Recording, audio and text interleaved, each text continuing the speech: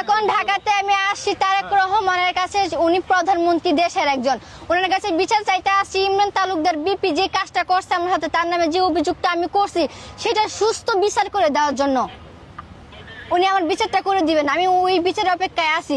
ঈদের দিন জুম্মার নামাজ পড়তে তিনি যখন আসবেন তখন উনি আমাকে বলছে বিচারটা করে দিবেন। উনি যে পিয়া যারা তাদেরকে পাহারা দেয় ওনাকে, ওরা বলছে উনি ঈদের দিন এই বিচারটা করে দিবেন যদি তার চোখে আমি পড়ে যাই। তো ওই বিচারের অপেক্ষায় আমি আছি।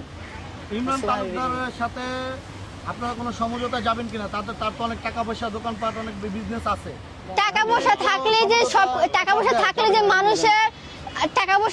যে মানুষেরকে ওরা হেনস্থ করে ফেলবে, ওইটা টাকা দিয়ে সমাধান হয়ে যাবে, এটা কেমন বিচার? ইমরান তালুকদারের সাথে যাবেন কিনা সমঝোতায়?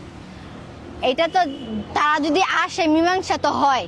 তারা যদি আসে যখন আসবে তখন বোঝা যাবে। আমার আম্মুর সাথে মীমাংসা যদি করে আমার আম্মু বুঝবে বিষয়টা। আপনাকে 10 লক্ষ টাকা চেয়েছেন, কমান দেন। ওরা বলছে যে আমি তাদেরকে 10 লক্ষ টাকা চাইছি, আমি কি একটু প্রুফ দিব?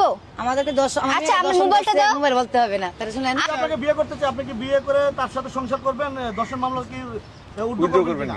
না না বিয়ে করবেন না, না। তাহলে কি যাচ্ছেন?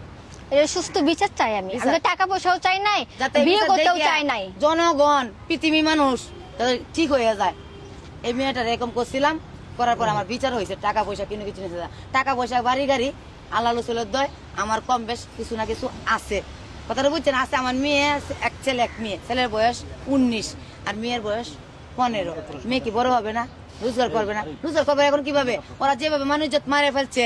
আর লোক এটা যেটা নিশা উঠটা হিরোইন চিড়ে, ও তো ইয়াবা সেবন করে, ওরা চেক আপ করতে নিয়ে যান। ইয়াবা সেবন, গাঞ্জা, এগুলো ছাড়া ও ব্লাড আর কি পাবে না।